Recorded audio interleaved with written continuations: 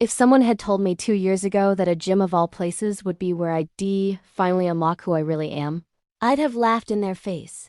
Gyms were for other people, fit people, social people, people who knew what to do with barbells and didn't worry about awkward gym selfies. I was not that. I was spreadsheets, podcasts, Chinese takeout on the couch, and a mild sense of dissatisfaction that clung to me at the end of every long day. My name is Megan Evans. I am now 31, living in a big city, and for most of my early adulthood, I sincerely believed I had everything under control. I dated menkind, perfectly nice men, but nothing ever stuck.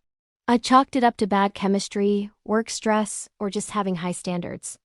But beneath that, I had a suspicion, a small, persistent curiosity that whispered there might be more to me than I understood. All of that changed because of a medical checkup and a single fateful gym membership.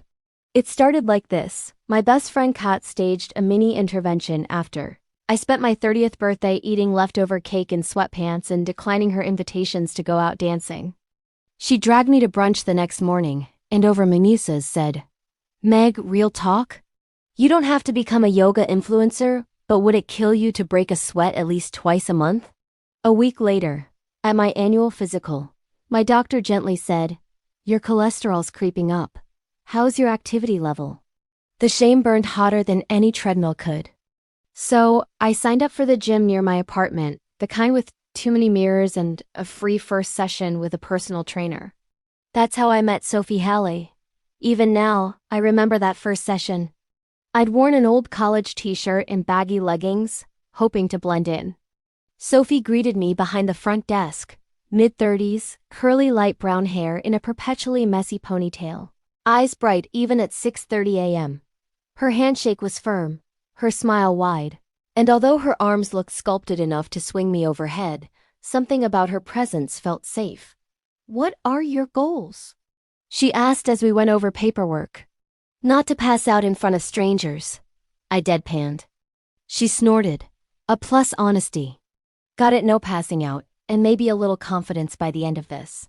We did fitness assessments, basic movements. She never commented on my shape or weight. She celebrated when I managed a plank for 20 seconds. She was attentive, noticing my knee quirk when I squatted, adjusting my form with a balanced, professional touch that never felt condescending or invasive. For those first few weeks, Sophie was pure motivation, no judgment, no pressure. When I'd apologize for being slow, she stopped me. "Progress is progress. Your journey. I'm along for the ride." We started seeing each other twice a week. Gradually, my dread of exercise gave way to anticipation. It wasn't just the visible gains, the longer planks, the heavier dumbbells, but the atmosphere Sophie created. She was easy to talk to. In between sets, we'd swap playlists, debate about the best sci-fi movies, and laugh over mutual love of iced coffee in all seasons. One morning after a tough session, I confessed, "I'm honestly only still here because I like seeing you." She grinned. "Then my plan is working. Form a gym habit via mild personal trainer addiction."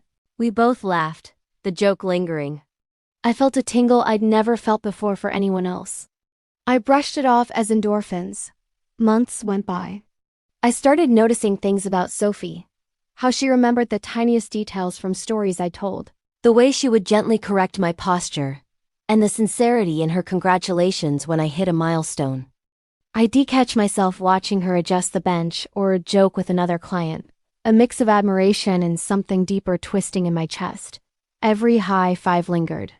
Every accidental brush sent jolts through my body. I went down internet rabbit holes. Is my crush on my personal trainer normal? Oh, dub stories. Night after night, I'd reread anonymous posts from women who didn't realize they liked women until they did. During this time, my world outside the gym opened up. I went out more. Kat noticed. "You're glowing," she said during dinner one night. "New moisturizer? No. Just, better sleep. Exercise." She looked at me shrewdly. "Or someone's making you blush." I brushed her off, but my brain wouldn't let it go. One day, Sophie announced we'd try boxing intervals. "It's a great way to channel stress," she said, helping me into borrowed gloves. She wrapped my knuckles. fingers brushing skin gently. It's like a trust fall. You let your guard down, I keep you safe. It was a throwaway line, but my breath caught. I watched her as she showed me how to jab. She stood close to correct my stance. You're stronger than you think, Meg. Her words felt loaded, meant for more than my muscles. Afterwards, exhausted but exhilarated, we sat on yoga mats stretching. In the quiet, I worked up the courage to ask, Sophie, can I ask you something personal? She looked me in the eye, open and unflinching. Of course. Have you always known you liked women? I blurted. Her eyes crinkled in a smile. Yeah, since high school. Did the whole guys thing for a bit, but it never felt right. Why, do you ask? I hesitated, half wishing for a dumb joke to make it light. I think I'm having some kind of awakening with you. I haven't felt this before. Not with men. She put her hand over mine. Professional walls softened. Thank you for telling me. We can talk about it whenever you want. No pressure. I would never cross a line or make you uncomfortable. The conversation both terrified and relieved me. She understood. I wasn't alone. From then on, our sessions crackled with awareness. She would always ask if a cue or adjustment was okay, always checking for comfort. But sometimes our banter spilled into something gentler, something only two people circling each other can feel. Once she caught a loose strand of hair behind my ear and my cheeks flushed. She brushed my shoulder one session and both of us stopped, frozen in the moment. Our sessions started and ended with slightly longer hugs. One Thursday evening, the gym was almost empty. Rain streaked the windows. The world outside was gray, but inside I felt lit up. Sophie pushed me gently through my last set, then sat beside me on the stretching mat. She looked nervous, the first time I had ever seen it. She took a deep breath. I have to be honest. These last months, being your trainer has been one of the highlights of my career. But I can't keep pretending my interest in you is just professional. My heart pounded. She swallowed, gaze fixed on the floor. I want to keep you safe, lift you up, encourage you, but I catch myself wishing I could just hold your hand, take you out for dinner, kiss you goodnight. I can't keep my hands off you anymore, but only if you want that too. Time stood still. My chest tightened, nerves giving way to excitement. All the weeks of doubt made sense. All the stories were leading here. I turned to her, hands trembling, and said, Sophie, I want you to. I want to try. I want all of that. She looked up, eyes soft with relief. Really? I nodded, and smiling through tears, she gently pulled me into her arms. It was the safest I'd ever felt. We sat there for a long time, tangled against the mat, giggling, exchanging stories. She told me how nervous she'd been, how she'd waited for a sign. I explained my fear of getting it wrong, of not being queer enough, of spoiling what we had. You're enough. Just as you are, she soothed. That night, we set boundaries. We agreed we'd transfer my training to someone else. The gym was her workplace, and she wanted to do everything right. She handed me the card of another coach. Jess is great, I swear.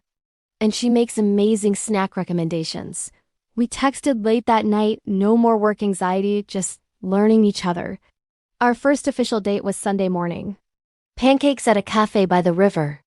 We walked for hours, talking about everything, her childhood on a farm in Vermont, my love for city art shows. The conversation flowed, natural and open. Sophie asked, how do you feel today? Really? I admitted, like I'm waking up for the first time in my own life. Like I get to choose who I am, not who I'm supposed to be. She squeezed my hand. That's the best feeling in the world. After breakfast, we walked across the park and sat on the swings, pushing off slowly, grinning like teenagers. For once I wasn't worried about what anyone thought if they saw us. Dating Sophie was nothing like any relationship I'd had before. We moved at my pace, slow, careful, full of communication. She checked in with me after every milestone. Meeting her best friend.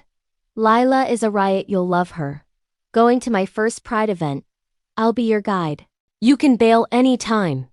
Coming out to my parents on FaceTime. Awkward but loving, my mom wrote me a note. We love whoever you love, just bring her for dinner. We built little rituals, movie nights, cooking together, morning walks before work. She'd leave me sticky notes, affirmations, silly doodles. Don't skip breakfast. Warnings.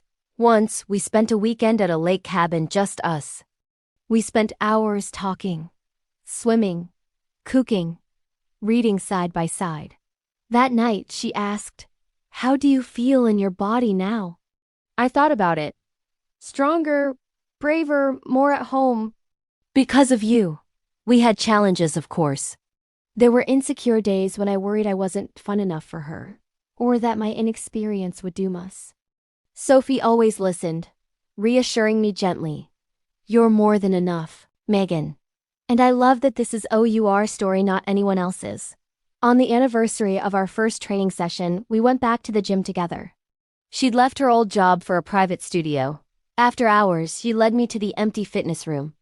She set up a pair of mats and played our favorite song. "Meg, you made me believe in second chances. You made me believe that being your true self is always worth the risk.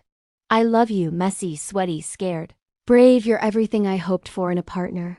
With her arms around me, the mirrors lit by soft twilight, I answered, "You taught me love should make you stronger in every way. Thank you for bringing me back to life." She knelt, holding out a necklace, not a ring, but a simple silver charm with our initials. "Will you wear this every day and never doubt that you are loved?" I accepted, tears on my cheeks, happiness fizzing through my whole body. People still ask how we met. Sometimes I say, at the gym. Sometimes when I'm feeling bolder, I say, my lesbian era finally started. Because the best personal trainer in the world believed in me inside and out of the gym. We're building a home together now. Our fridge is plastered with silly quotes and photos from hikes. Her treadmill sits beside my drawing desk. We still go for walks every morning, but now we hold hands with pride. If you're watching this, thank you. Maybe you're in a place where you're scared of your own feelings, or you think it's too late to discover yourself. Maybe you read just waiting for someone to say, "I can't keep my hands off you anymore," and to mean it in the safest, bravest, most wonderful way. My lesbian era didn't start with a label. It started the day I let myself be seen, supported, and loved by the one person who always spotted me when I was about to fall. It started when my personal trainer looked at me and said, "I can't keep my hands off you anymore." And that for me was the beginning of everything.